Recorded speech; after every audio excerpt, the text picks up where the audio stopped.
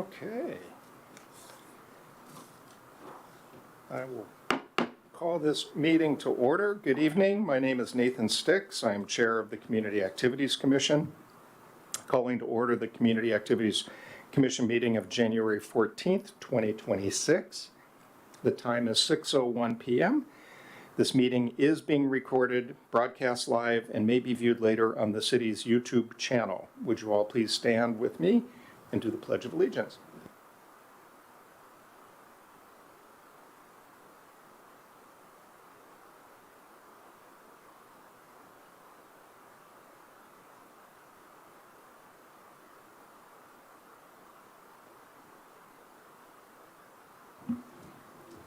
Amy, would you do the roll call, please? My pleasure. All right, commissioners. Commissioner Traeger. Here. Commissioner Van Atta. Present. Commissioner Lee. Present. Commissioner Gulzarian. Present. Commissioner Kretzinger. Present. Vice Chair Flash. He let me know he will be here in just a few minutes. Outstanding. And Chair Stix. I am present. Excellent. Thank you. Okay, agenda approval. Is there any objection to approval of tonight's agenda as presented? Okay, since there are no objections, show the final agenda approved as presented, please. Next is approval of the minutes. As you saw in your packet, the minutes were not there, which means they could not be published in time. So we will be able to approve the December minutes probably at our next meeting. So, moving right along, Amy, do we have any public comment? I was just going to ask, we have a guest, Russ, with the Historical Society in the audience, but sorry, I didn't mean to just put you on the spot there. It's an honor to have somebody actually in audience. And look, Russ does have something to say. There you go. Current president of the Newcastle Historical Society, and I just want to wish you a happy new year. And to the new people in the city who are serving on council and committees, wish you well. It's going to be an exciting year. Thank you. Thank you, Russ. All right. Commissioner, comments and celebrations. Are there any comments and celebrations anyone would like to share? I will get started, since nobody's raising their hand. I don't know if this is an appropriate time to talk about the Scouts and their tree recycling event. Is this the appropriate time? No. So we'll go through committee reports in 7.0. Commissioner Lee? I would just like to say, I truly do appreciate the lights of Newcastle, but also just the people with lights in their yards and on their homes. And as I was driving down the hill just now, I'm reminded of that joy because there are still lots of houses lit up and it looks great. Thank you. I would like to wish everyone a Happy New Year. Hope everyone had a great holiday. I'd also like to congratulate our new mayor, Ariana Sherlock, and Deputy Mayor Paul Charbonneau on their elections. I'd also like to give a shout out to our exiting mayor and deputy mayor and council member Quigg for their years of service. I want to thank them. Also want to say I'd like to look forward to the continued great collaboration that we have with council and continue working together. And last but not least, just to let you know, I became a grandfather today, so. Little baby boy. Yep, couldn't be happier. Anybody else have anything they'd like to share? Okay, moving right along. Committee reports. Amy, you want to start with events and recreation? Sure thing. Well, that's a hard celebration to top. So in my written report, I included some data about our participation with Lights of Newcastle. And for whatever group of folks who work on the event with me next year, we can dig deeper on that as we plan for next year. I wanted to thank Commissioner Golzarian for the video, which I think is something we should aim to do every single year. I'd like to put my vote up for that one. I do want to thank Puget Sound Energy for their sponsorship, and Deputy Oak, who's our overnight officer, one of our overnight officers, who very enthusiastically was our super secret top judge and gave a special award, our bulb badge, or our, I don't exactly know what I ended up calling it, but he enthusiastically participated, and I appreciated that. Would also like to mention, planning is still underway for Lunar New Year. The committee has a meeting tomorrow night, in fact, and just a reminder, save the date of Sunday, March 1st from 1 to 4 p.m. And if you, although this is a partnered planned event with Newcastle Library, with the Arts Council and the Friends of the Newcastle Library, please feel free as commissioners to share ideas. If you have thoughts about, I know many of you have attended one or two of the past years, please feel free to share with me, feel free to share with Ed. We are happy to take your recommendations and ideas and suggestions. Summer dates are confirmed. We had that discussion, and then I did bring it to the city manager, and the dates are confirmed. They are listed in the report there. And Q1 planning tasks are already underway. I'm in the process of finalizing the contract with our pyrotechnician, with our sound team. And if you were on our socials today, I put out a call for bands. So through March 2nd, we are taking applications of bands who are interested. I did reach out to folks who have already emailed, whether they're residents or community members or bands themselves, to let them know the application is open. And I'm hopeful that this will be a better way for us to collect the information and evaluate it when it comes time to selecting our bands. And I'm excited. We're getting a lot of tags on social media, and I've gotten almost a dozen applications already, and some new names too, which is pretty exciting. Also on the event side, I did want to mention, and it's not in my report, about some of the partnerships that have started to really take root in terms of events and recreation. As you know, we partnered last year with Regency for the Volunteer Appreciation, and Regency is very interested in continuing to partner not just for volunteer appreciation, but volunteer for potentially other partnered type events that would be held at Regency. Very late to the game, just because of staffing changes and whatnot. Coal Creek Family YMCA put together a day of service for Monday. And it is on city trails, so technically that is a partnered event as well. And so I'm looking forward to leveraging these relationships and partnerships so that we can build out what we are able to offer as a city and a commission in terms of events, but not just events, also recreation. I know Commissioner Van Anna mentioned the ping pong. We were trying to get started with Aegis. They had a number of staffing changes, so that is being re-explored and re-examined at this time, but they are interested in partnering with us to have recreational programming in the Stanhead Culture Center. Ping pong is just one of the options we may.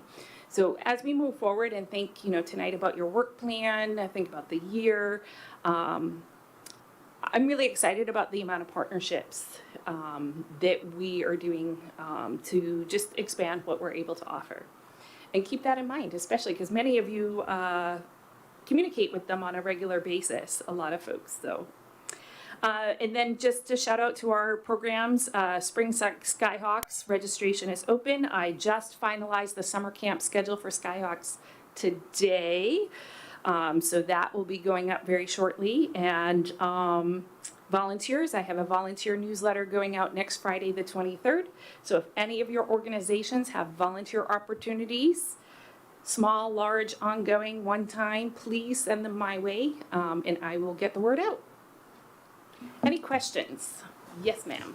More of a comment, Amy. Yeah. As one of the commissioners on the Lights of Newcastle Committee, I would really Yeah. like to thank you for the creative idea and inclusion of Deputy Auk as the secret judge. I think that is a great way to illuminate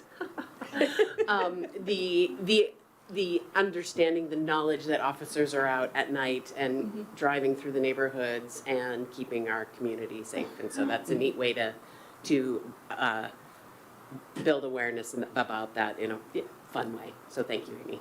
Now, to that end, I mean, credit goes to our new police chief for enthusiastically bringing it to his team, and Deputy Oak in particular saying, yeah, I'm game, so. Okay, thank you, Amy. All right, committee reports. Christian, can we start with you? You betcha. All right.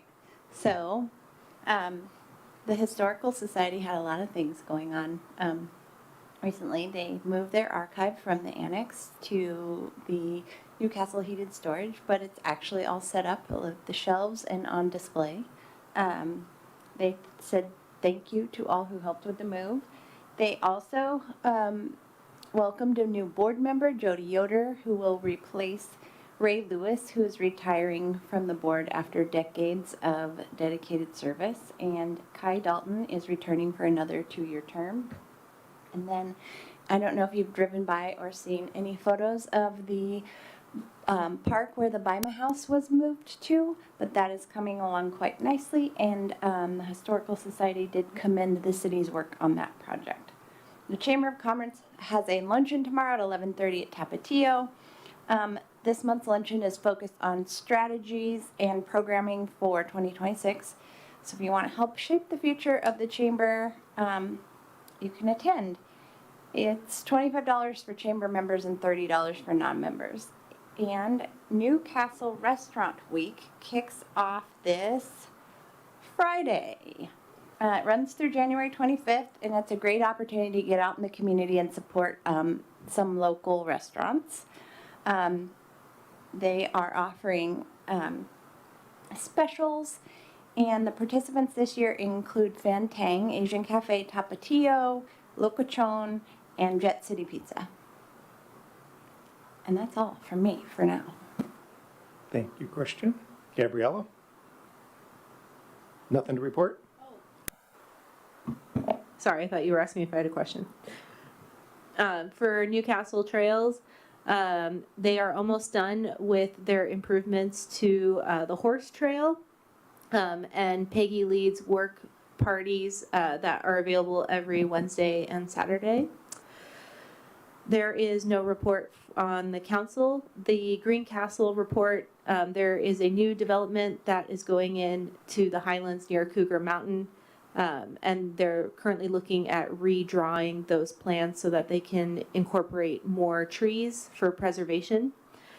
And the big ticket item will be the Lake Boren Promenade. Newcastle Trails is looking to expand and finish the promenade around Lake Boren, and they've come up with several different ideas that they've also proposed to City Council in the hopes of securing funding to finish the promenade. Thank you. Allison? I haven't made solid contact in a little while with Friends of the Newcastle Library. I do have just a little bit of information from the library, and that is about pest activities in conjunction with Newcastle Arts Commission, and that was a dreidel making activity from December, but hope to have more information ongoing. Thank you. Kim? Nothing new to report from Regency. They have an event next week. We covered it at the last meeting.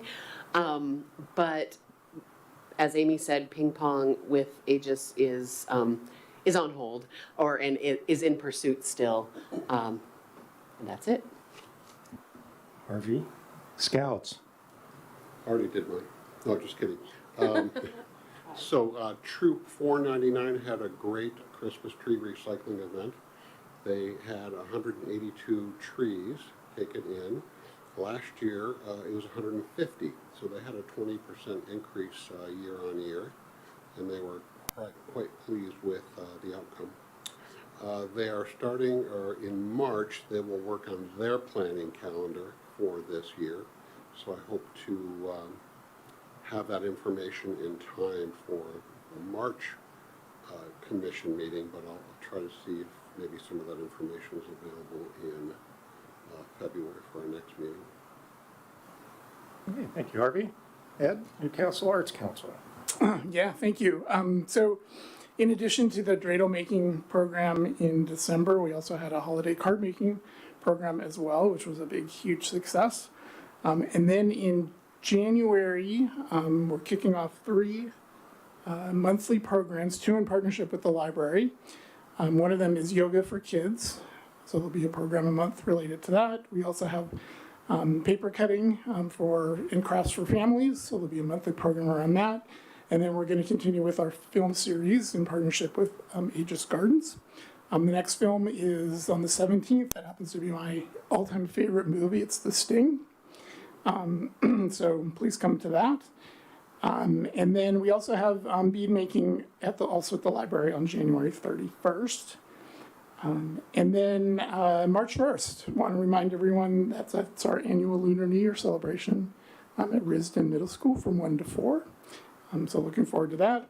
It's going to be bigger and better this year as we always continue to grow and expand. And we are looking for volunteers. So if anybody's interested in volunteering, please reach out to the Arts Council. We will at some point shortly have a sign-up sheet online for that as well. And that takes a lot of effort to put that event on. So the more, the merrier. And that's it from the Arts Council. Oh, one more thing. Free Little Art Gallery still continues to draw some interest at City Hall. And don't forget about the poetry wall at Lake Bourne Park. Thank you very much. Thank you, Ed. And just a reminder, commissioners, to please email me your notes so I can get them into the council packet tomorrow morning.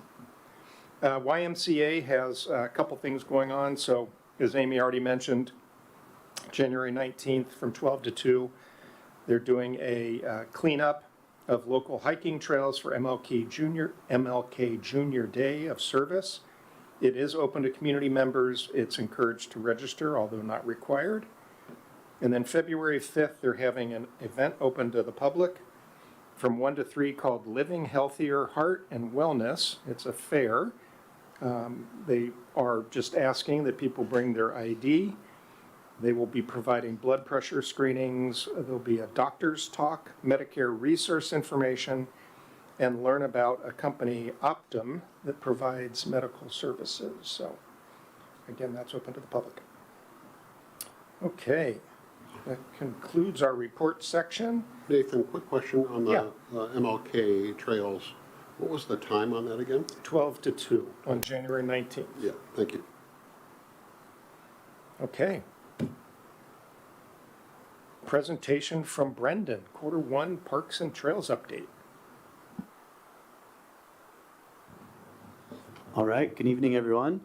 Yep, it's that time of the quarter. I'm going to give you guys a quick update here on what I got schemed up for this, first few months of 2026.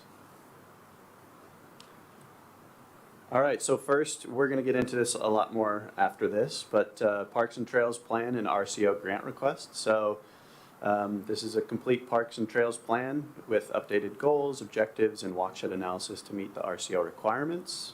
The RCO, seen there, is the Recreation and Conservation Office, essentially an office that supplies larger grants for communities or in Washington State for recreation and conservation purposes. So the Parks and Trails Plan supports upcoming RCO grant applications, and CAC recommendation is requested prior to council consideration and ultimate approval in February. Again, we'll get into this a little bit more.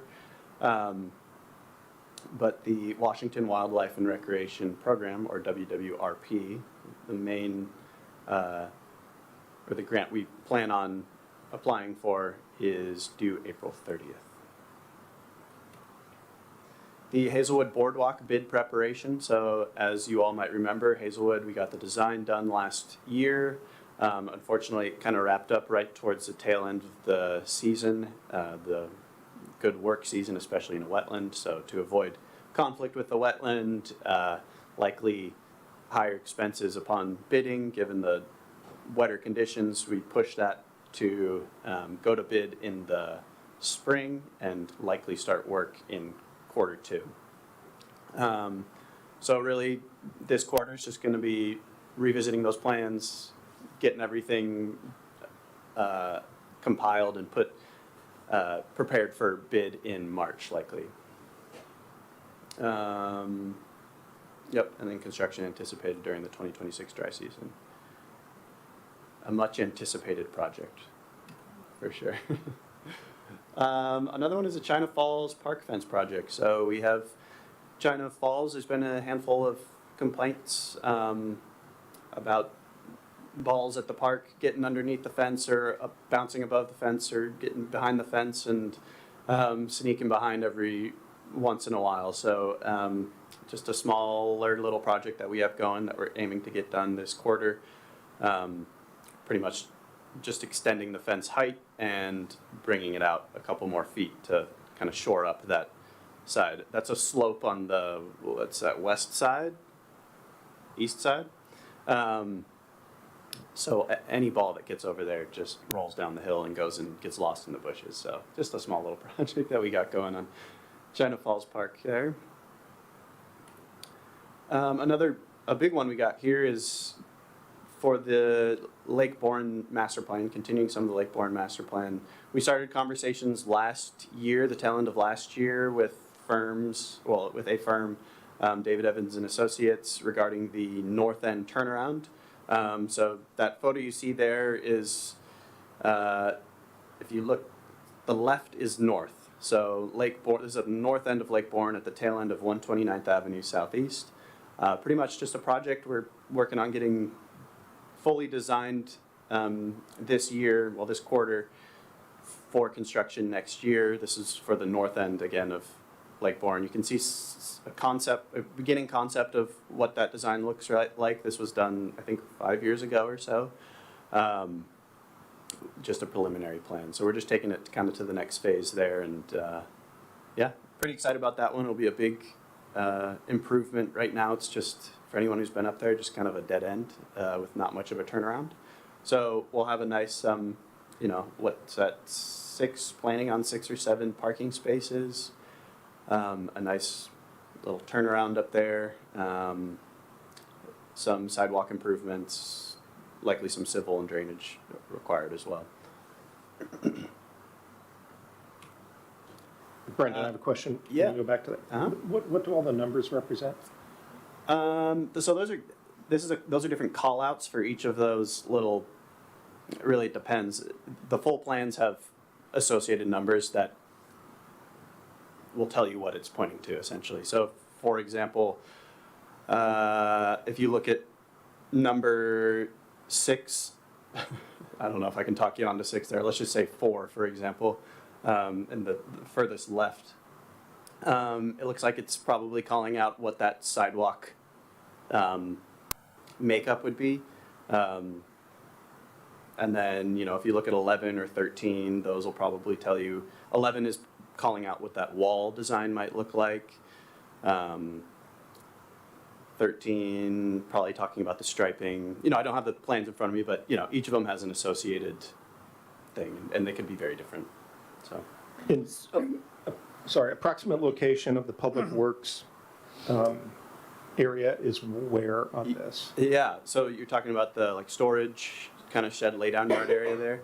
That is directly to, see where number 10 is on the far right? Number 10 and right below, I think that's a 6, we're at 5. That is the driveway entrance to that.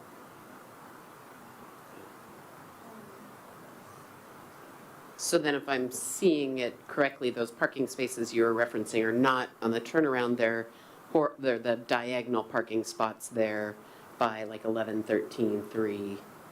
Those are the spots. So the road will be effectively widened in that area. Right, and so you can see that dashed line, that 11 looks like it might be calling out there, that is an anticipated wall. So they would have to cut into the hillside and put a wall. So it's a little bit more robust of a project than kind of what looks pretty straightforward, but yeah. And what's the middle of the roundabout gonna look like? Good question. We, you know, it could be an art installation. That's what I'm thinking. So I think right now it's just called out for like river rock, you know, nothing too crazy. So, you know, Okay. we can start considering what some of that might look like. Absolutely.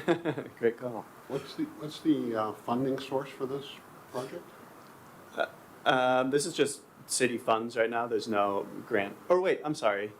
For the design, it's just city funds. But for construction, we did actually get a commerce grant, I believe, last year. For the whole thing? I'd have to double check how much it was. It won't cover the entirety of the construction, I don't believe, just given construction costs. But it was a good amount of money, a good acquired grant for sure. You know, with grading and walls and things. Yep. Thank you. And I don't know if you're going to know the answer to this, but will cars be prevented from being able to access the park? Yes, that was a big update. So this was, like I said, this plan was done in maybe 5 years ago or so. And there wasn't any, actually, if you look at number 9 on the far right, the furthest one to the right there, I believe that's calling out bollards to stop cars, because we've had that issue in the past. And that was something that, in talking to the designers at the tail end of last year, we were trying to emphasize we want those rated to stop cars because we've had that issue. And also shoring up any of that grassy area, you know, putting larger boulders, just really preventing anyone from driving in there. Because we still do want access for, you know, our crews to get in there, or if anyone needs to, you know, the car show, exactly, the car show, or any other, you know, future Lake Bourne projects we have. So we want removable bollards. So yeah, that's being baked in there. Good question. All right. A lot of good questions on that one. Wasn't expecting it with the turnaround design, but all right. An exciting one. Another big one here is wrapping up the P12 project with the cemetery pedestrian trail. So we have survey getting out there within the next month or so to stake out where the property lines are. We have a handful of tight property lines where this pedestrian trail will go. This is on the east side of the cemetery, and what you're actually seeing here is the new pedestrian gate. That cloth is gone. There's actually a latch there now. That was just a temporary cloth to tie it together. But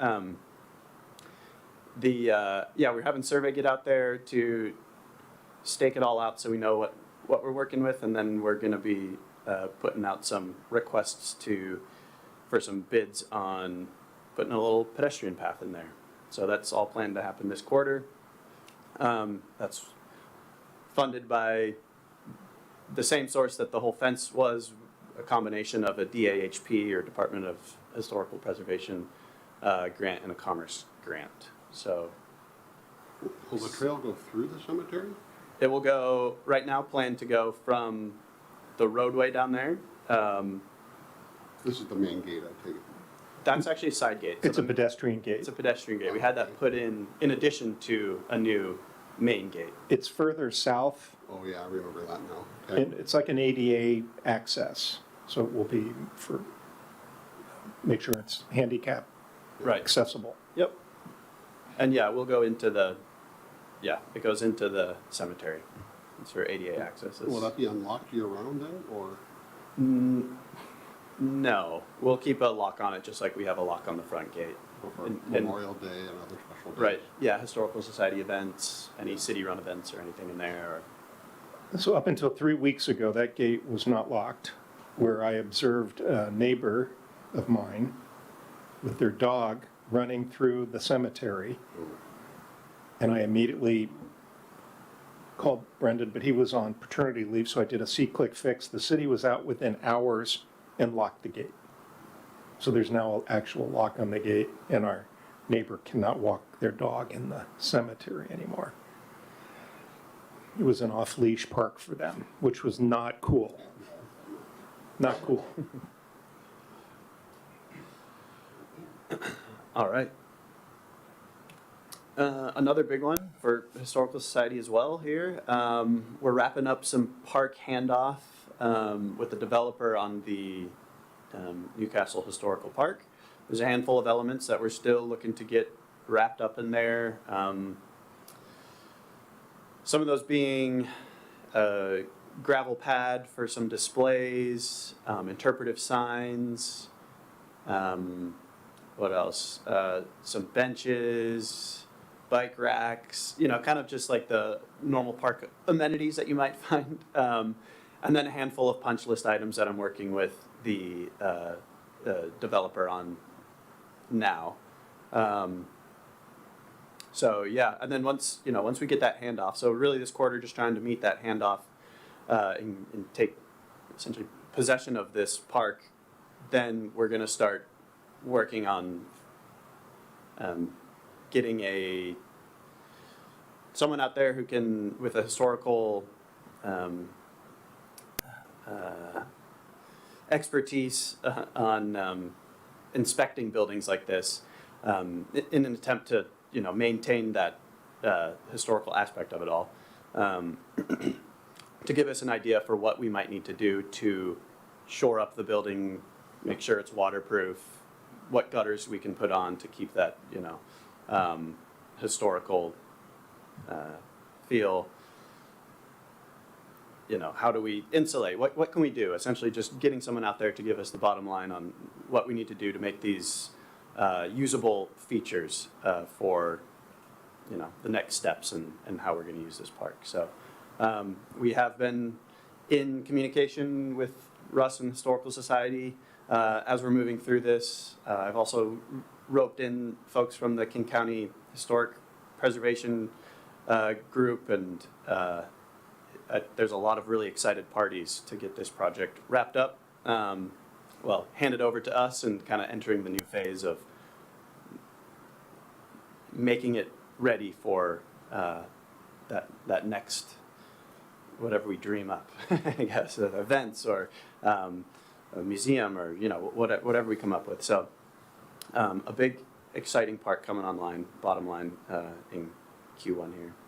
It looks great. I walked through there Tuesday night in the dark, my flashlight, trying to get a few miles in.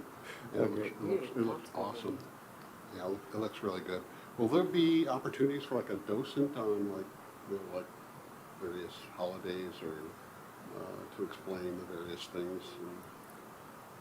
We haven't formalized anything yet, but I would imagine so, yes. Imagine volunteers might be interested. Yeah, I can think of to do that yeah. on certain days. Yeah. Looks great. Yeah. Are we planning a ribbon cutting of some type when we're ready to open this up? Yeah, I mean, we should. Yeah, I'm absolutely on board. I think we have a handful, Amy and I have a handful of ribbon cuttings that we talk about on a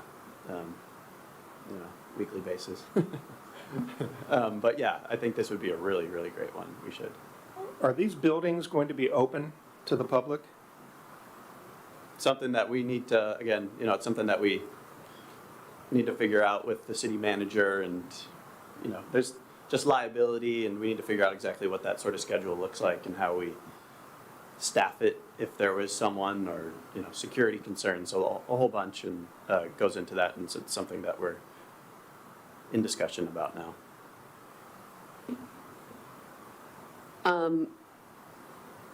I assume there's going to be interpretive signs and things around. Is there a plan for reviewing those for readability and accessibility and just making sure that sometimes, I'm going to speak frank, sometimes when subject matter experts write about content, it can be difficult for a novice to read and interpret, and so running that through, taking the knowledge from the subject matter expert and filtering it so that it's kind of worked on for that readability for a novice is a good strategy to consider. Right. And we've done that with some of our other signs within the community. Okay. We have, I believe the signs are already being made. I can double check with the developer. They're not out there yet. But we did consult with the Newcastle Historical Society on the content. And then the developer did find someone to do the layout. So I reviewed the layout and the content, and it read well to me. And so, I've vetted it, but it's a good point. And if it's not too far along, maybe it could be reviewed by a couple more people. You do have an expert on staff. Oh, that's right. We definitely do have an extra. That was my past professional background. In history, no less. Right. Oh, man. Good call. Is there a trail that connects that to the other trails? I don't recall one. But There's some improved sidewalks on both ends, Yeah. so there's gonna be a sidewalk. I mean, there's not a trail connection, but you will be able to. So it's not trail to trail, but it's trail to new improved shoulder and sidewalk. So, but it will go. You could get from this park to the YMCA trail. You could also get to the golf course trail. So That's what I there's was thinking of. It's a short walk on the road. yeah, No and so sidewalks there, or wasn't when I looked.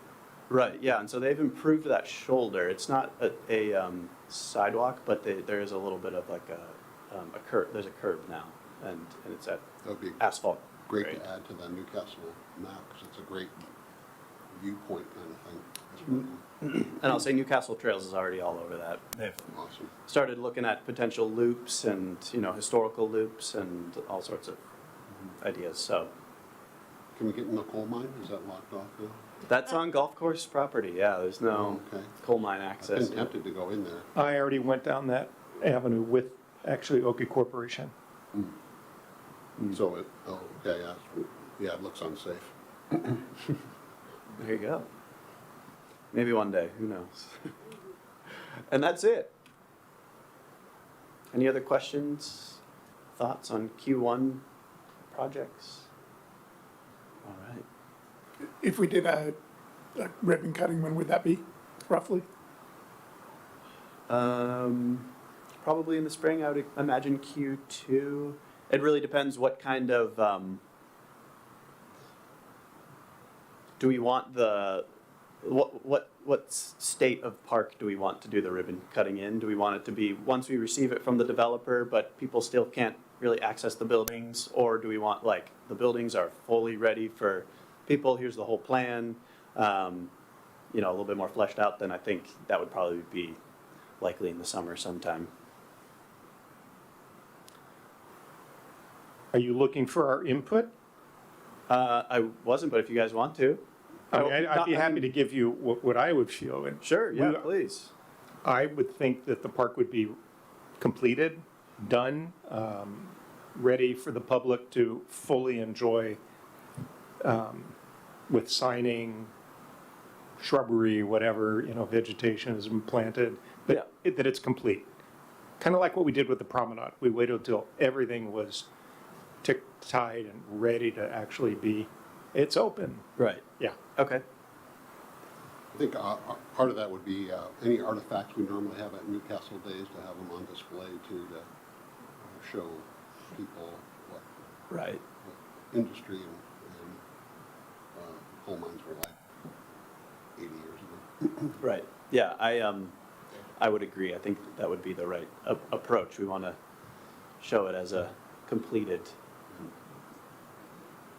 Yeah, I'll weigh in and agree that once the buildings are ready for,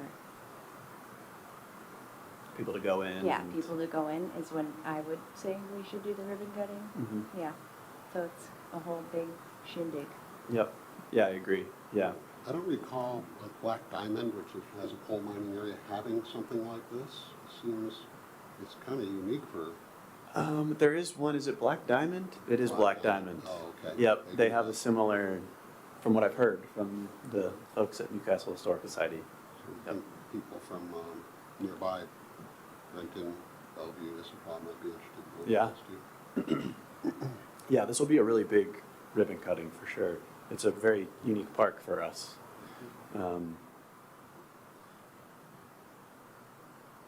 Okay. But I will keep you all updated on the status as we progress with this new park.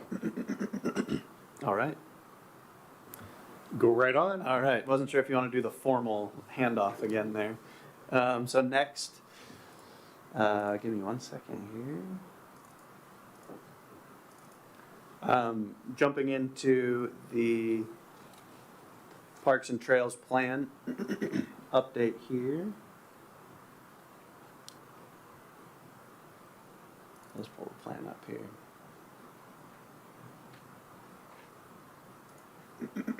So a requirement, as I briefly mentioned earlier, a requirement for the RCO grants is to, I believe it's every 6 years, update your Parks and Trails plan. Did I say that right? To apply for an RCO grant, you're required to update your Parks and Trails plan every 6 years. And so I hope you've all have had a chance to peruse over what we sent over to you, but this is just a draft right now. I'm going to make it look nice and add some photos and make it a little bit more spruced up here with the month to come. But really wanted to get your initial thoughts on what I got here. This discussion is intended to be an open review of the plan's overall direction and framework with time to walk through key elements, answer questions, and hear your feedback before it moves forward in the adoption by council. Ultimately, it does need to be adopted by council. This update is a focused effort whose primary purpose is to maintain the City of Newcastle's eligibility for Recreation and Conservation Office grant funding and to clearly document how the city prioritizes parks and trails investments. The plan does not replace existing park visions or master plans. Instead, it builds on previously adopted documents, including the 2009 Park 95th Master Plan, the Lake Bourne Park Master Plan, the city's recently adopted 2025 Comprehensive Plan, and aligns them with current conditions, recent public outreach, and updated analytical tools, like the Walkshed, that the Commission has already seen through prior discussions. A central element for this update is the city's use of the 10-minute Walkshed analysis as a decision support tool. This analysis, as you all know, helps identify where residents can reasonably access parks and trails and where targeted improvements such as trail connections or access upgrades can provide the greatest benefit. It is not a rigid standard, but a tool used alongside recreation demand, facility condition, adopted master plans, and funding strategies. The RCO requires an adopted parks and recreation plan for grant eligibility. There's also a lot of different names for these plans. Some people call them PROS plans, parks and trails plans. There's a whole lot of different, people call them different things. But the bottom line is the RCO needs an adopted plan for grant eligibility. This update positions the city to remain competitive for funding programs such as WWRP, which is the one we plan on going for, LWCF, and youth athletic facilities as projects advance incrementally over multiple funding cycles. And I want to mention that the RCO, if you go to their website, they have a really user-friendly search for a ton of different grants that they have. So if you guys ever have a chance or looking at just kind of perusing some grants in a really easy format, I recommend going to their website. You can type in kind of keywords and it'll pop up grants that it thinks you might be looking for. So bottom line, there's a lot of different grants that this unlocks for us. Excuse me, what was that website again? I don't know it exactly, but it's going to be RCO. If you just Google or search RCO or Recreation and Conservation Office, you should be able to find. And there's a button right at the top that says find a grant or something to that effect. So tonight I'm looking for your feedback on whether the goals, priorities, and overall framework reflect community input and CAC guidance, and whether anything feels missing or misaligned at policy or system-wide level. I mentioned this previously, but following CAC review, staff will incorporate feedback. Again, like I said, I need to make this look a little bit nicer, add some photos and whatnot. This is just the meat and potatoes. I'll take it to council for adoption in February, and then after council adoption, the plan will be submitted to the RCO to maintain this grant eligibility for the years to come. With that, I'll just open the floor to any upfront comments, questions, thoughts, concerns. Were you going to go over each one of the addendums, the park addendums? I wasn't planning on going through each one. We can roll through it if you'd like, just because there's a lot, it would be Yeah, no, pretty dense, but if there's, Go through them all, I just didn't know if I should save my questions for those. oh, no, I mean, now's the time if you got something. So I'm a new guy here, so I haven't been here all 18 years. We've been working on the park on 95th. What's the next step with that 18-year journey? Yeah, so let's see, we're working with Commerce right now to get a grant for the 30% design. Bottom line is it's a phased project, so we have 3 different phases, and each of those phases are different sections of, if you looked at it, you might, I saw it divided off. yeah, Okay, it's all right. divided off, and Yeah. it's not fully, I've divided it into a little bit more strategic of a division now, given costs for the most part. And bottom line is, what are we trying to achieve up front? If we're trying to get that plan rolling, we want to get some sort of soccer field or multi-use field, lighting, kind of what's the bare bones for that? You know, a field with good drainage, a lighting, seating, parking, you know, the infrastructure for all of that. How do we achieve that phase 1? And so even within that, because it's such a monster of a project, we're having to even divide that up into a 30% design. So that first grant I was just talking about that we're working with Commerce right now and getting would fund that 30% design. So just kind of getting us launched on what that, because what we have is just a master plan. It's not the, you know. So when do you think you'd start that section or phase? Is it like 2027 or? So that design, we're planning on trying to get off the ground this year. Oh, The okay. 30%, that 30% design for the very first phase. Start So, getting there. yeah, and then the and that also shows good faith, so that will also help with our RCO grants as well. So if we have that kicking off, then that's gonna allow us to, that just positions us well to say, look, we already have X amount of dollars from Commerce, we're gonna put in this amount of money, the ball's rolling, this is what you guys wanna see at the RCO, so please, you know, we need some more to get, because it's a regional sports I complex. was just going to say, does Renton or unincorporated King County help at all with funding? It's across the street, across 95th, right? So- Right, those are conversations we need to start having a little bit more with, you know, King County and Renton on figuring out what some of those options might look like. Great, thank you. Yeah.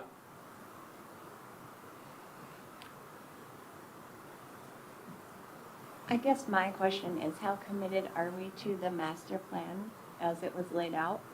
Because it is very old.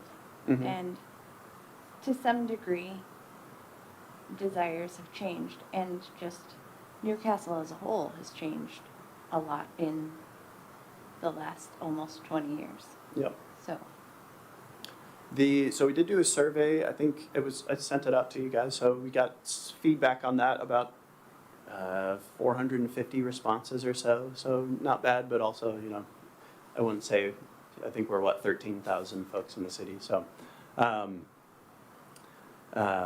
And generally, what I was seeing in those responses was a regional sports complex was the direction that demographic and those who responded wanted still, with emphasis on connecting to trails, preserving natural environment, you know,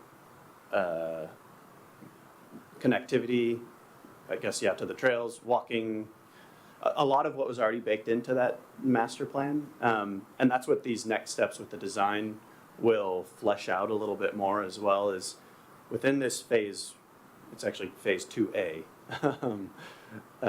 to hopefully not make it too granular, but within phase 2A, what are we going to, how are those needs met based off of the changes that we've seen in Newcastle over the 18 years since the master plan was completed. So that survey was a initial gut check on where the city and those who we could reach within the city with that survey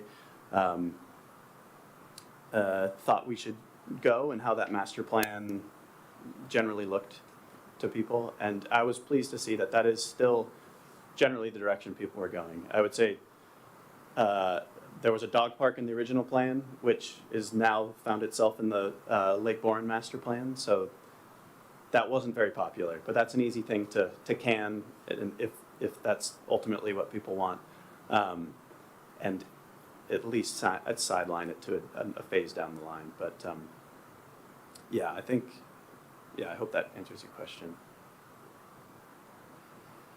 So one question I had, Brendan, was as we start to need more information, are you going to be taking us through some of these different phases with a little more detail, a little more time we can spend discussing as a commission with you? For specifically Park at 95th? That, maybe the Lake Bourne master plan, and revisiting certain subjects that are happening there before we actually go into the plan phase? Yeah, I do. So I think a good time for that would be maybe a couple months before my CIP updates, which happen in, June or July, which is kind of my 6-year, the 6-year plan that gets presented to council.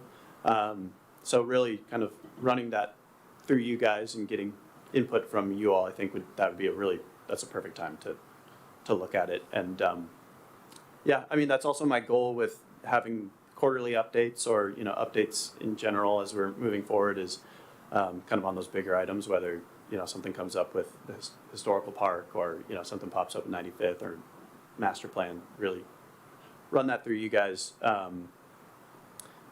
But yeah, I would anticipate the CIP season, maybe a couple months before CIP, would be a great time to review those priorities and whatnot.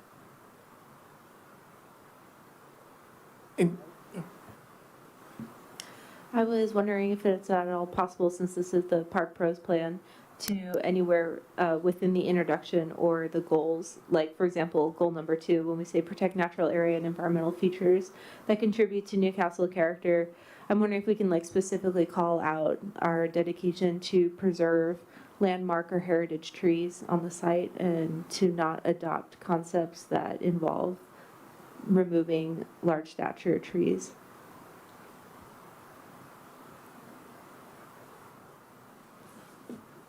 I love that idea. Yeah, I think that's a great inclusion. I'd like to ground it in something, so I will say that let me dive into the comprehensive plan, which has already adopted, and I'm pretty sure there's something in there too that I can already tie that to, because those goals are primarily pulled from that comprehensive plan. I think that when reviewing the comprehensive plan, I didn't really see anything that talked about protecting heritage trees. Trees often get lumped in as environmental features or natural areas. But when it comes to, when you need to ground a decision based off of something that's put into a master plan, it's really good to specifically call it out, so you can say, no, look, we said here that we're gonna do X, Y, and Z. So it's important to kind of list trees as its own individual entity, as opposed to incorporating trees in a landscape wrapped up in natural areas, if that makes sense. It does make sense. I want to talk to you some more about it. Okay. Fully on board. I just want to figure out. I just want to dive into it some more with you, and so that's something we can, talk about offline.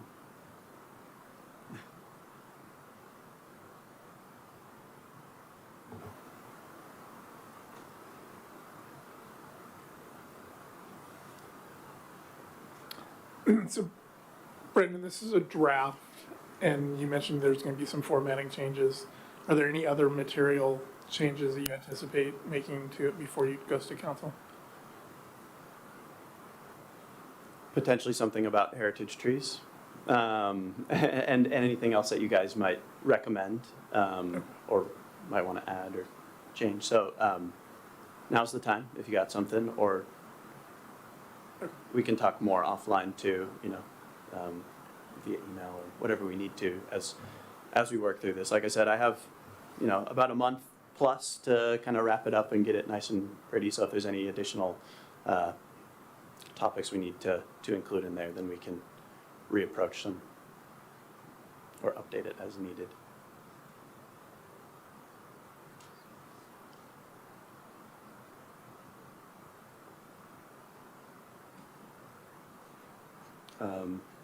I can at least go through some of the top line items here. So really introduction is kind of what we talk about, what I've already mentioned to all of you, background and planning contexts, where it's coming from, relationship to the comprehensive plan, and then again, RCO eligibility and use for this plan.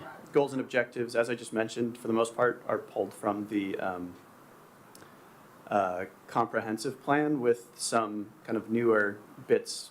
I really wanted to have a key component of this be tied to our new tool of the walkshed analysis and how that can help guide, a lot of our future parks and trails goals. So you'll see that kind of sprinkled out throughout this document. Yep, again, just kind of running through some of the main goals of it. And then system-wide inventory of parks, trails, and facilities. A lot of this is just required to be in the document for the plan update. So, this might feel a little bit redundant to what's in the comprehensive plan, but it does ask for a facilities, parks and trails and facilities list inventory. So you got everything in all the primary trails, mini parks, neighborhood parks, community parks, and resource parks. And then, major trails, not primary trails. Public involvement. This just gets into some of the main outreach that we did over the last year. So that survey that I mentioned, some community tabling that Amy's helped me with, Newcastle Days, and then you guys are mentioned here with advisory and public meetings, pretty much ongoing CAC meetings. Nothing in here should be a surprise to any of you. These are all things that we've talked about in the past, whether it be master plans, the walkshed analysis, and then mention city council with CIP updates, and then stakeholder coordination. Shout out to Newcastle Historical Society, Newcastle Trails, engagement themes, ongoing engagement, and then demand and need analysis is where I dive a little bit further into the walkshed and how we're using that as a guiding document to help us, pinpoint parks and trails. Recreation demand indicators. And I think we're going to get into CIP here. Yep, capital improvement projects. So again, as Chair Sticks asked, a good time, going forward, we can dive into more of these CIP projects, but this outlines some of those projects we have on the table for these next 6 years. Annual general park improvements, trail acquisition and development, and just as like a quick indicator, if you ever see or if I ever call it P12 or P28 or you might hear me say that sometime, P4, P5, those are, P22, those are all capital projects. So, capital funds are being put into those projects. And so there's a couple of repeats that are always an annual repeating one. For example, trail acquisition and development is always one, annual general park improvements is always one. And then you have kind of those specific ones. So like Hazelwood Boardwalk replacement, May Creek Trail Bridge project. Let's see, and then plan implementation, and I dive a little bit deeper into kind of the very key concepts of, or the larger things on the horizon, the park at 95th being one of them, and then the Lake Boren Park Master Plan. But there's a little bit of a breakdown in here on the conceptual phasing of an overview. So you see phase 1, athletic fields and parking. That's what I was talking to you, mentioning earlier. That's kind of our focus right now, just to start getting it off the ground here. And then, just kind of wraps it up with what the adoption looks like. I think, actually, I'll just highlight this now. This is flexible. I was just looking at it again, and it's something that could go to City Council either on the first or second meeting of February. So if we need a little bit extra time to kind of look through what we got here and kind of get something that you all feel comfortable recommending to City Council, happy to take a little bit extra time to do so. I have a request, Brendan. Yeah? So for future, Mm-hmm. when I received the packet, Amy did give us a call out that there was a lot of appendixes, and that's why it was 136 pages. It was almost like a be careful, don't just hit print. If you have a specific request of the commission, would it be possible for future to pre our meeting, send out a pay close attention to maybe pages 1 through 9, go through that very thoroughly, and please come prepared with any questions you might have? Because I think that would have helped us all to do our homework a little better, Okay. to be better prepared maybe, to have gone through it as thoroughly. Okay. So the memo that was included did have a little bit of that in there. So Yeah, Yeah, we can I ask, because I think that's why, based on past practice, I recommended to Planner Hutchins to have a memo, because the memo says requests, like, on page 2, request for commission feedback, so I apologize for not calling that out. But, so are you saying that the agenda memo was not a helpful tool? Because I took it to be that an agenda memo was a helpful tool. It's very helpful. I think it's reminding the commissioners that we're getting bigger packets than we're used to, whereas before it was just, we'd have a very simple agenda, we'd just come and we could discuss things. But now, given that we are getting into more technical things that we need to be aware of to provide feedback, that the commissioners be aware that when we get our packets, there's going to be, if there is an agenda memo, to please make sure you thoroughly read through it so we're prepared. That would be That on makes me, so I will make Just a good that note. reminder. Yeah. Yeah. So I'm wondering, Nathan, because Amy did provide that. So, like it says, there wouldn't be printed, read let them know if you have questions. But I do agree that, like, especially because this came on Monday, like knowing specifically, like, if there's somewhere specifically in that 100-page document that, like, it would be helpful to get feedback on this, because obviously some of these pages are like, yeah, this is apple pie and motherhood, we all agree. We've talked about this a lot, versus something that is like, you might have specific feedback on this, you might look at these plans and provide feedback. So yeah, just something that's a little bit targeted if it's this large, if that's possible.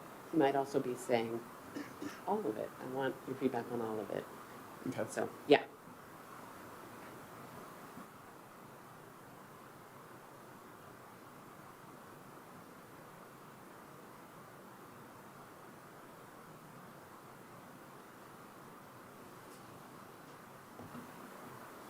Okay, at this point, does anybody have any questions for Brendan? Brendan, anything further for us? That's all I had for this. Okay, Thank thank you. you. Thank you. Nice job. Okay, next on our agenda is the 2026 work plan, which you guys all have a copy in the packet. I apologize that I could not attend our December meeting, but I did watch the conversations, good discussion you guys had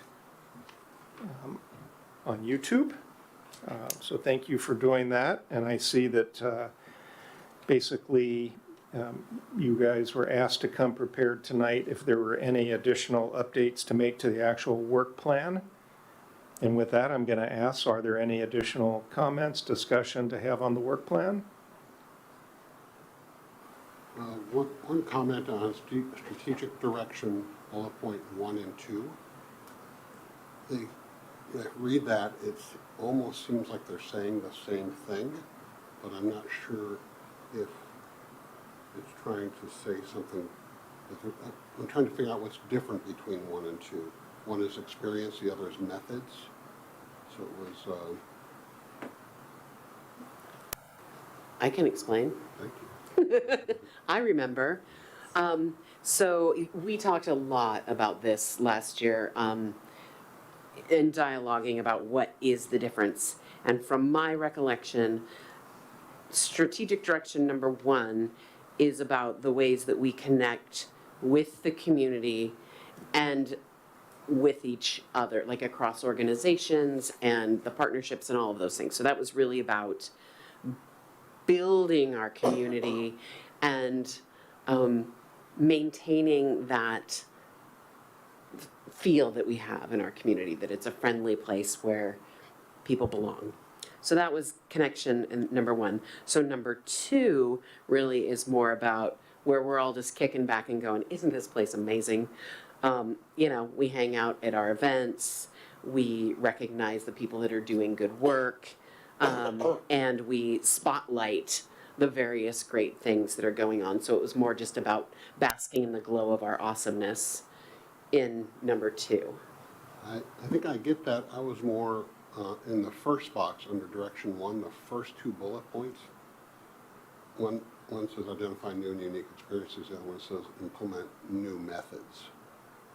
Or explore and implement new methods. I believe I can answer that. Thank you. So the first bullet talks about the high level.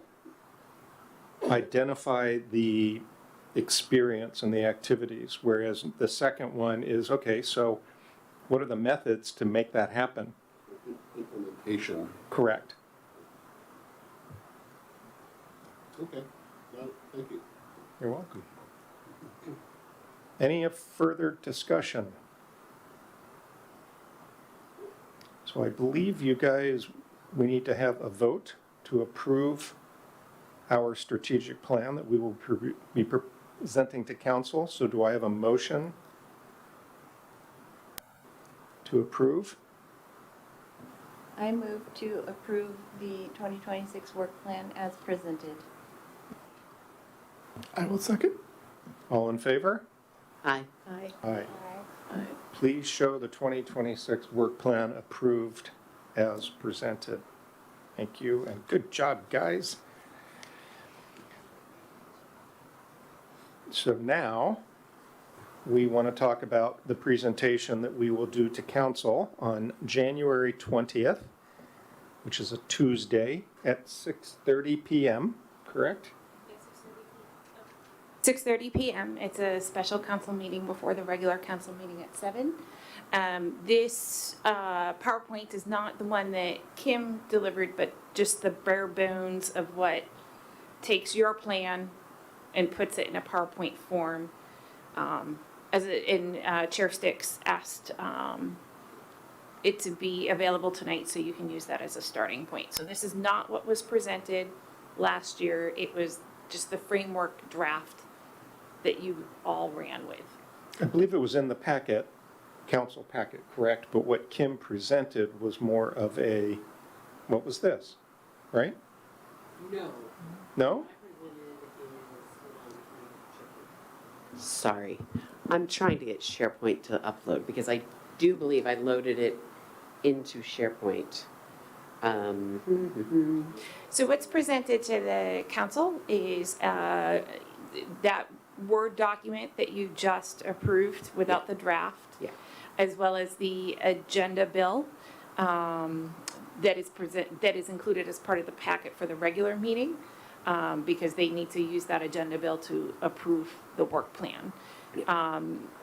Any presentation that is given during the special meeting can or can't, doesn't necessarily have to be included in the packet, but will be projected and presented during the meeting and recorded on YouTube. Yeah. I'm trying to pull it up. Everything's slow for me tonight.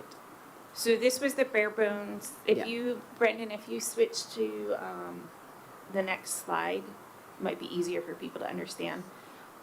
Basically, I took the language of the Word document, put it there, and included some relevant pictures, and then you all took it and created a version of this presentation to give to council.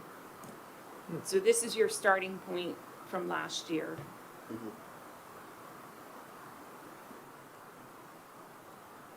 Well, because I was not at that actual meeting and I watched the incredible job that you did presenting it, so I just wanted to say again, thank you for doing such a great job last year.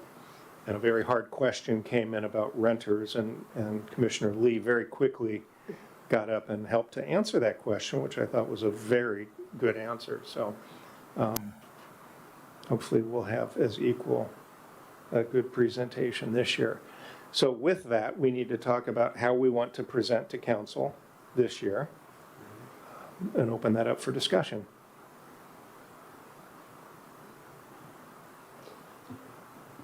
One of the things that I was thinking about was somehow tying a through line to the America 250.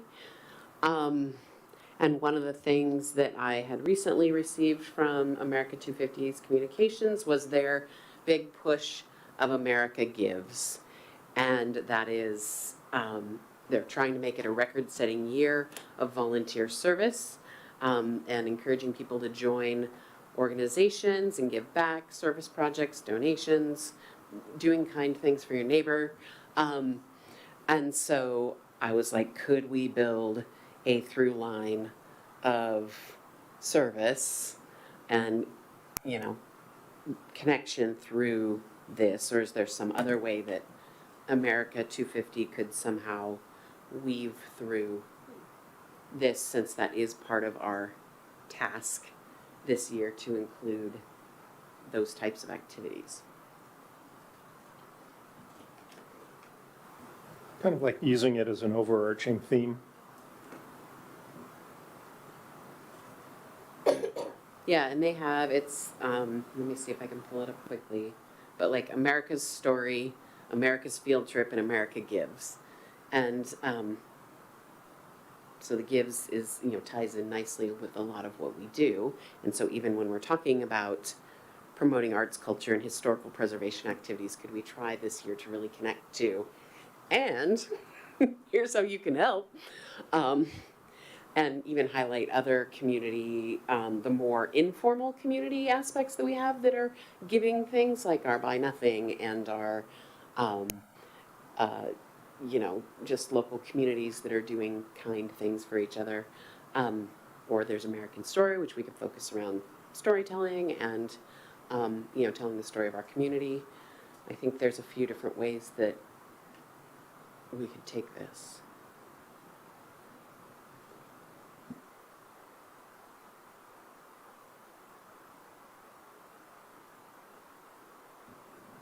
Was there any feedback we received from council last year that would be incorporated into what was presented this year? That anybody remembers? Was it well received? Did you have a chance to watch the presentation last year? Council appreciated it very much, yeah.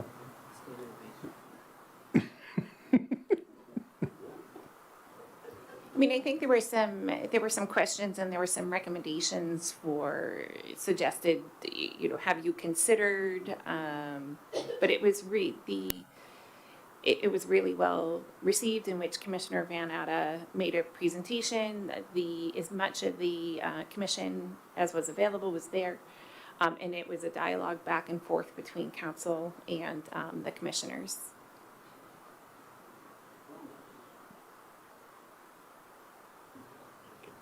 The format does the chairman present and the other commissioners be backup and sitting kind of. So we've had a couple different venues. One year, we all sat at 6-foot tables down here. That was before the advent of recording and microphones, or video and microphones. This last year, council was up here, and Kim volunteered to do a wonderful, high-level, without going through all of our bullets, but how different thoughts fit into the 3 strategic directions. More of the overarching, what's in it for Newcastle. Not reading. She didn't read any I of these. do not read bullets off PowerPoints. Which is why I would like to ask if Kim would be willing, and again this year, to do a presentation for us.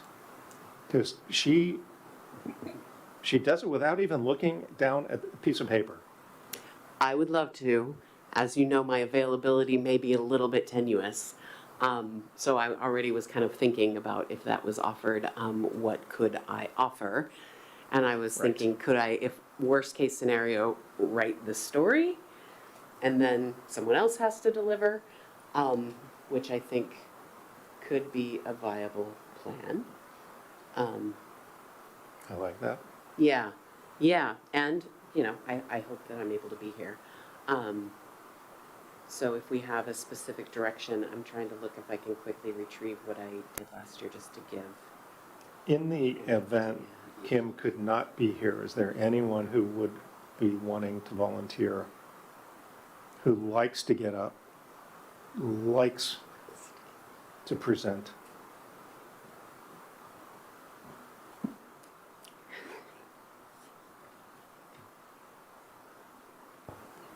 Another suggestion, you could also break it up. It doesn't have to be one person at the podium the entire time. Are there 2 or 3 people who would divide it up so each of you presents, you know, for part of it, and then someone else comes up? Maybe folks would feel more comfortable with that division of labor. Kim, can you write it as a musical in different parts and then we'll perform it? Great, I'm in. By Tuesday, no problem. We just get one. in First, I 4 should parts. ask, can everybody be there on January 20th? I will not be there. I believe I can be, although for some reason, I feel like the last time we talked about this, or at least the last time we talked about it when I was here, I couldn't. So I just may not have something written down, but I have made note of it now. I can be there. I should be here, and I'd be happy to participate in the musical or whatever tap dance, with maybe a coaching from an expert on how to deliver to this audience.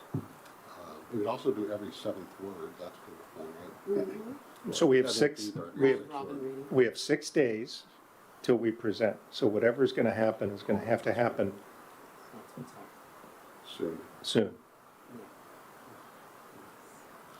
I think the biggest thing is deciding what the driver is. So I did find last year's was able to drive my,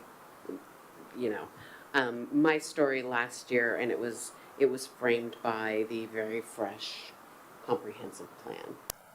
And so I took, our 3 words, connect, appreciate, and explore, and built the idea that community, what is community, and that community is all the individuals who choose to participate in the story of Newcastle. And, and what we do to then connect those people and appreciate, all the things there are to love about Newcastle. And again, just the high level, we're going to highlight the assets. Honestly, it can look a lot like this, just I would reframe it in a different story. So it would, the same content, we haven't changed a lot. It would really be talking about how we might look at this through a different lens. Like if we were to say we want to emphasize that a good fit for us in the America 250 would be either sharing our stories, or it's focusing on volunteerism, then, you know, we could talk about what ways we might connect to volunteer opportunities, which we're already, I think, in a good momentum place with building that with Amy's newsletter and our strong connections that we're building with our community partners. We could lean into that. I think if we talk about appreciation, again, here's our assets and things that we appreciate, and here's how you can support them. And explore kind of same thing, like how can we really encourage people to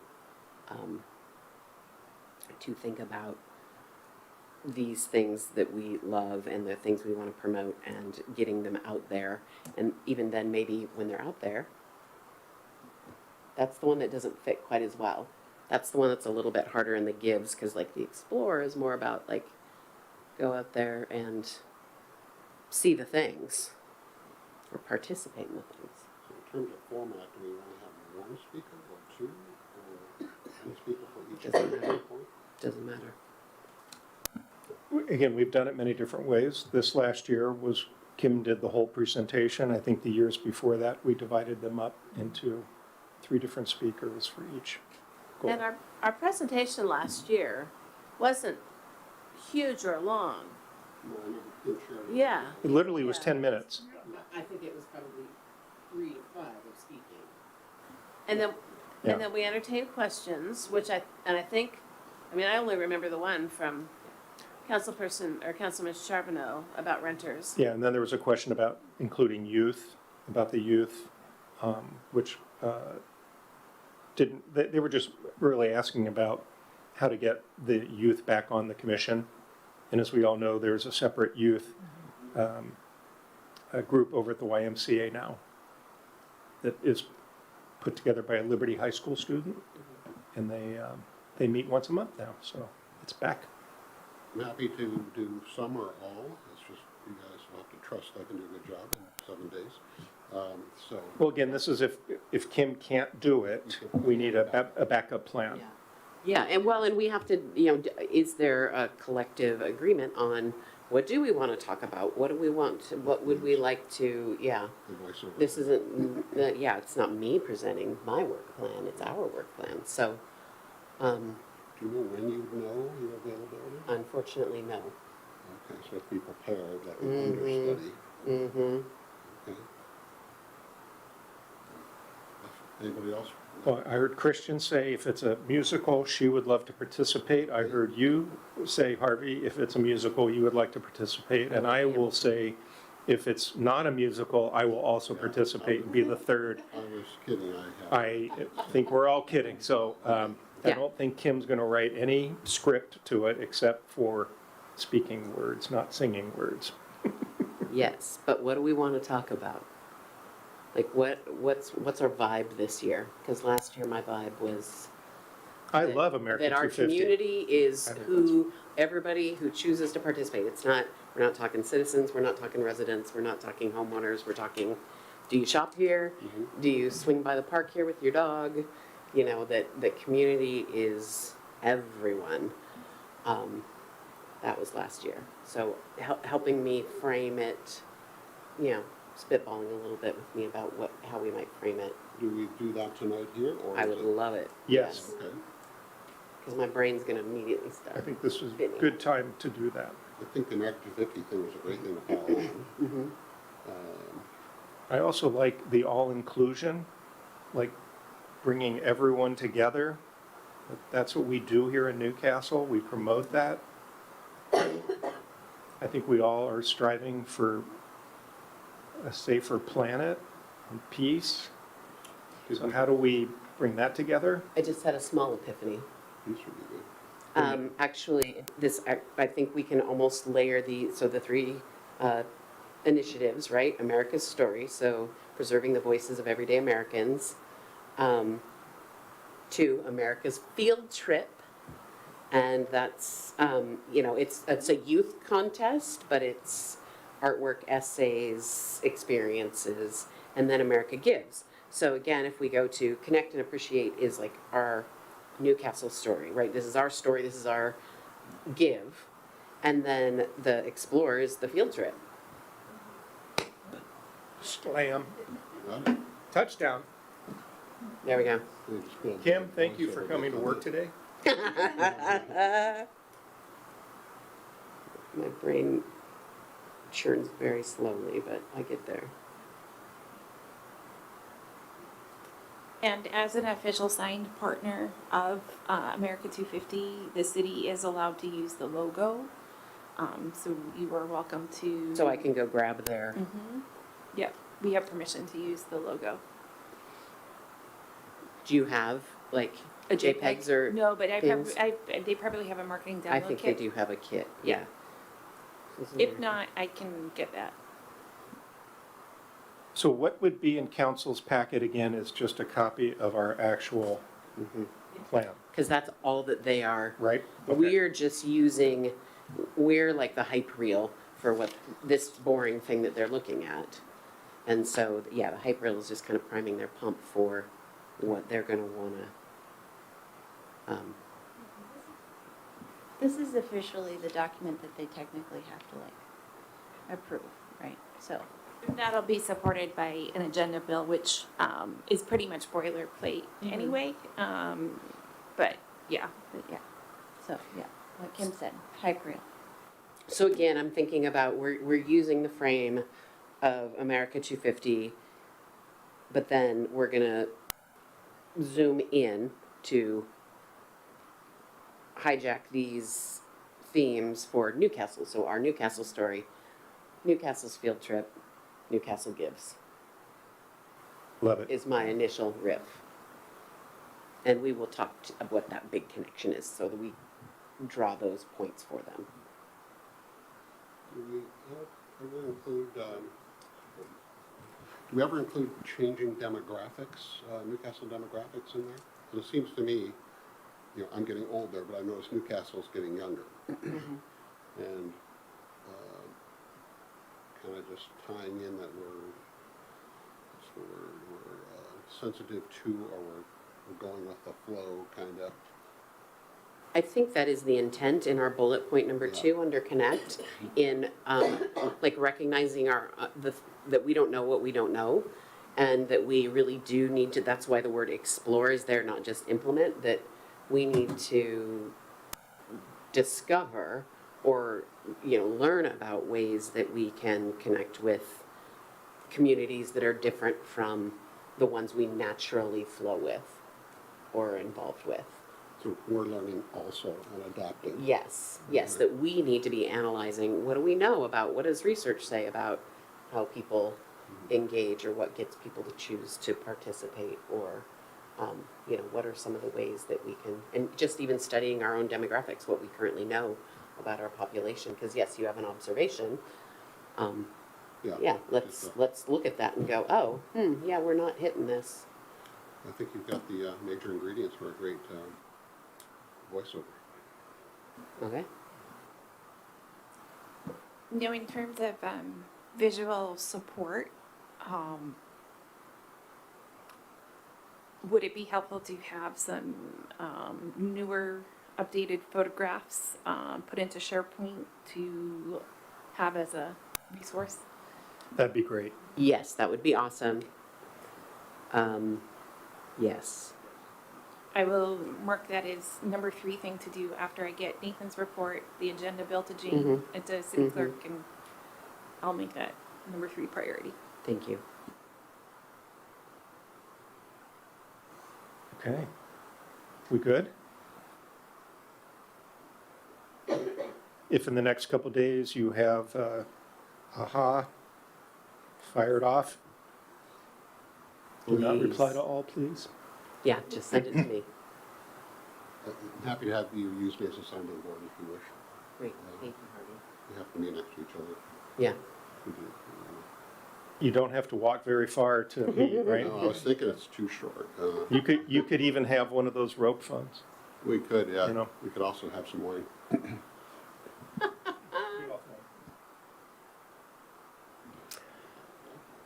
Okay, good job. To follow up a real quick request from our mayor, who I met with right before this meeting, they are having a retreat, probably the end of February, And one of her ideas is to bring the commissions, both commissions, for a segment of that retreat, and wanted to know if this commission would be interested.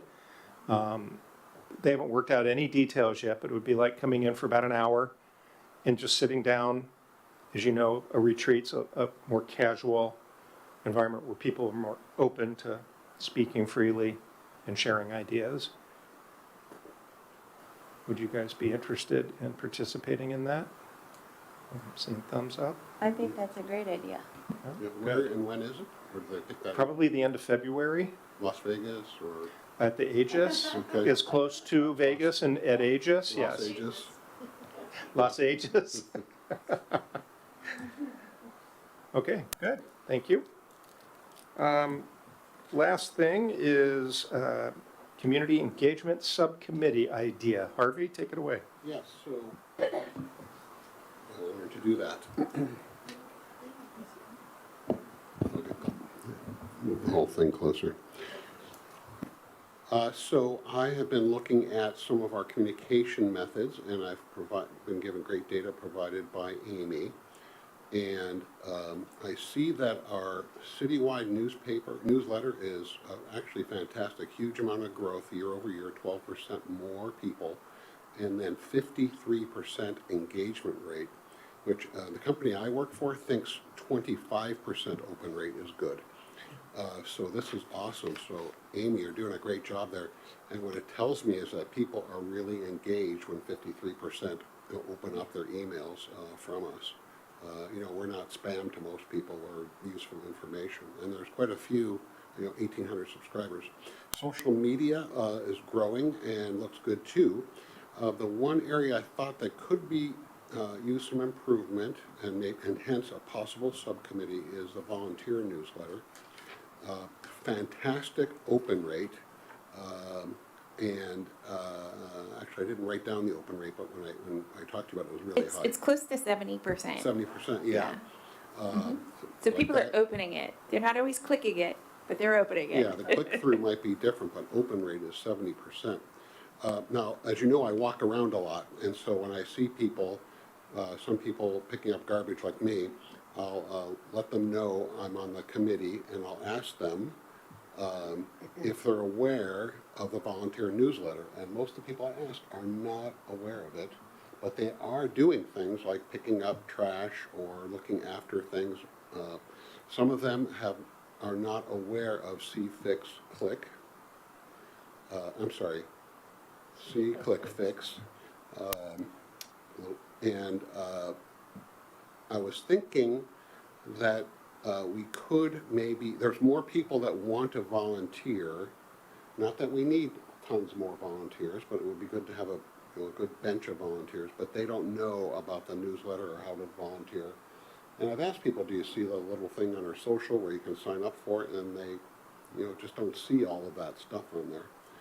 So my question, I think there might be some improvement opportunities with the volunteer or getting the volunteer newsletter subscribers to increase even more. And I don't know if that's worth a subcommittee on or if we had one in past years on for volunteers or getting volunteer engagement, but I think that's something that could be helpful and fit into our strategic directions. Thoughts from I you? think it's a good idea. And I also think that exploring ways to better engage with the community is not just beneficial information to us, but information that could be useful to all the planning commission and the council and the city manager. Because, for example, I know some residents really respond well to receiving something in the mail, right?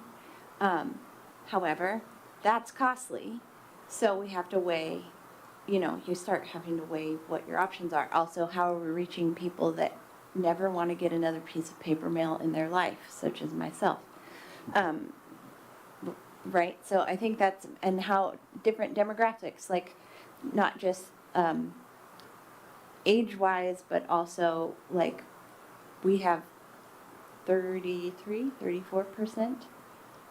Well, we have over 50% of our city identifies as people of color. So, example, how are we reaching that demographic and the sub breakdowns of that demographic? Yeah, so I think it's a great idea to have a subcommittee that explores that and has conversations and tries to figure out how we can do that better.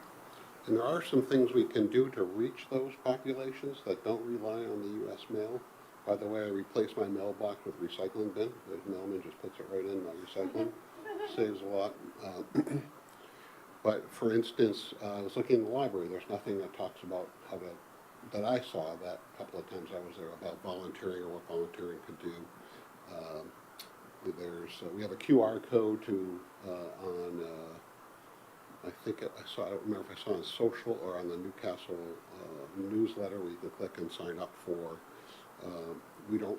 I don't know how many people see that. There's other things we can do at Aegis and Regency. There's probably folks there that might want to sign up. We can have some flyers pre-printed and we'll leave them there. Just make it easy for people to understand. A couple of people were kind of hesitant. It was like, you're going to force me to pick up trash or something? You know, they don't realize it really is volunteer. So, you know, a little bit of marketing, a couple of points about it to get them excited, and a real easy way to get connected to it could help get the subscribers up. And then, you know, there's a danger in that, and we get more subscribers, so we're going to have things for them to do as well. They want to do things. And it's surprising, some people are really happy picking up trash. Walking We around with the wrappers always that you have adopt a drain. We have so many drains that can be adopted, and Yeah. all your neighborhood drains are adopted. You'll be seeing a map coming out in our newsletter about how many drains downtown in our main corridor Yeah. there are unadopted. They're all yellow. There's almost no drains turned blue, which means that they're adopted. So that opportunity always exists. Yeah, and they want to help. They want to be engaged. Commissioner Lee, go ahead. One of the things we have done, or do, is put a list at events, Newcastle Days, concerts in the park, etc., offering people the opportunity to sign up to volunteer. Again, having something for them to volunteer for specifically is important. But yeah, come Newcastle Days time, am I exaggerating if I say we're scrambling the last couple of weeks to get think people to it's- commit? Yes and no. I think it's the nature of the beast, and in that most people wait until the last minute to sign up, but we do always end up getting the numbers we aim for. Could we get more? Absolutely. You can never have too many. And the 4 concerts, you Yep. could probably use some help for that too. Yeah, absolutely. So the opportunities can exist, and I will share with the commission that one of the goals in my work plan, in terms of my staff work plan, is to work with our different departments to identify projects that are ready to go. So say a group of Girl Scouts, a Girl Scout troop wants to come in and do a service project, that we have a project that's ready to go. And so as they build a library of those out, hopefully there will be more opportunities directly with the city to volunteer, in addition to what I'm collecting from our community groups as well. That's a great idea. So in our back pocket, we'd have a list of things that if someone, right. You mentioned Adopt a Drain. I was just thinking of Adopt a Trail. We have 22 miles of trail in Newcastle. They're pretty clean, but you know, they could always be a little bit cleaner. And Yeah. How many people get the volunteer newsletter?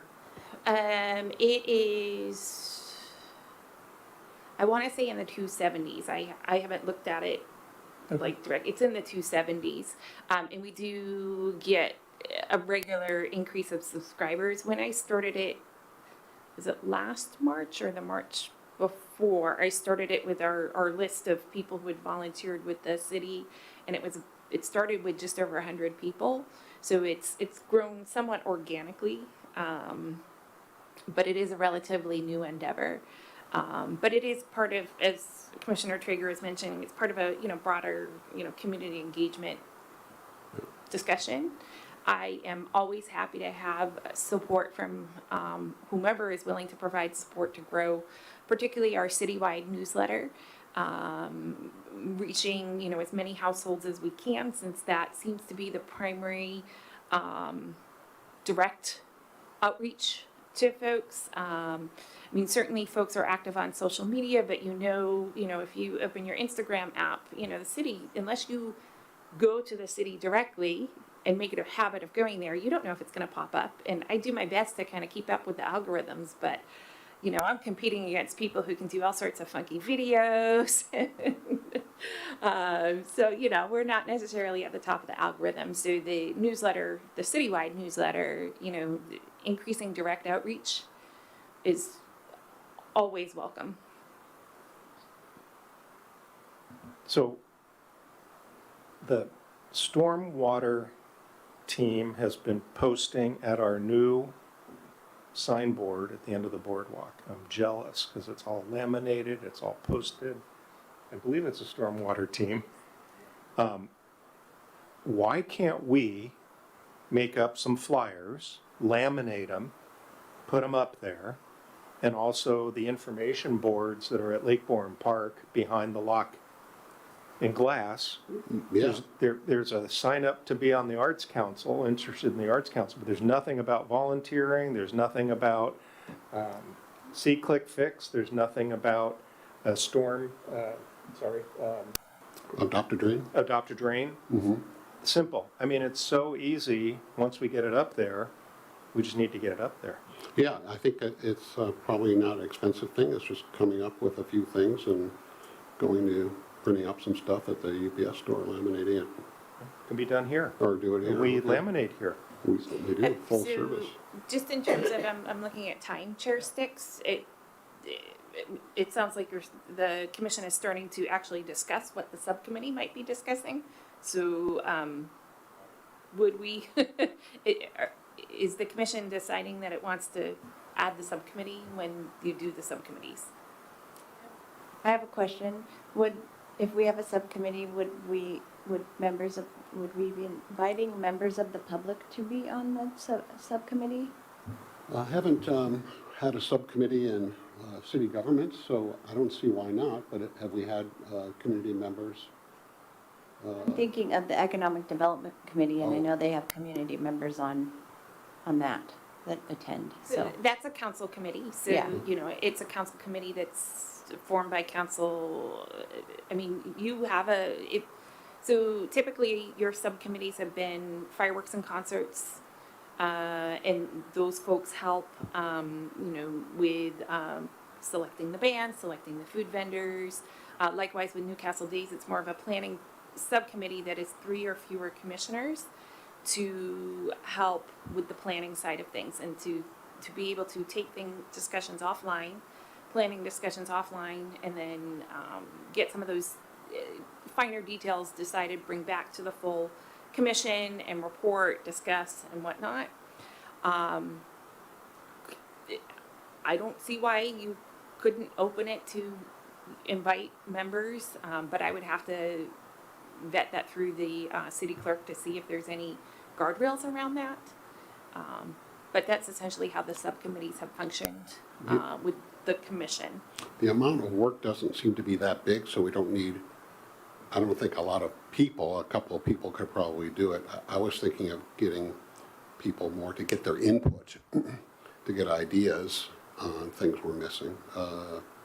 So maybe form your subcommittee and put that on an agenda item to talk about that, but don't invite people from the public yet, but talk about Right. that and then say, so how do we make that happen?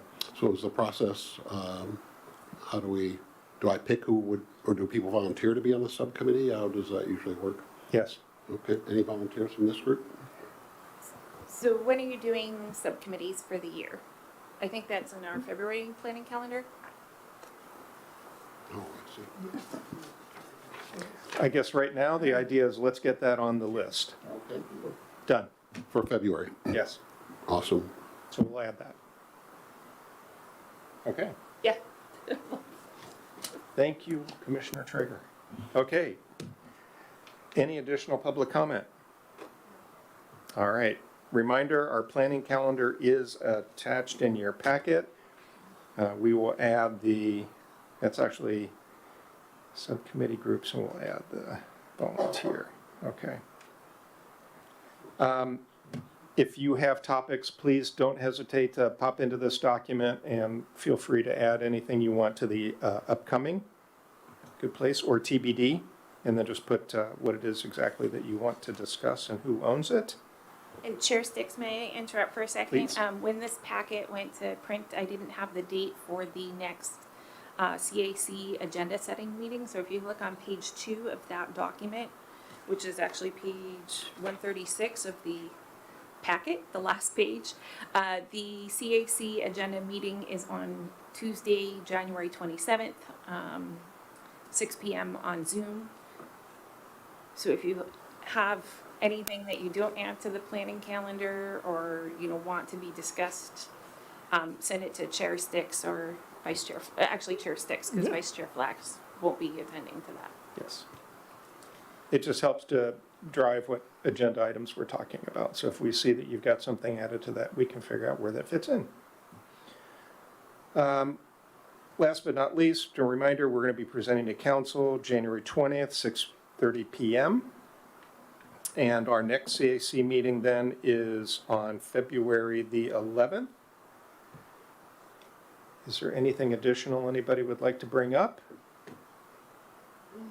If not, I will officially adjourn our meeting at 7:47 p.m.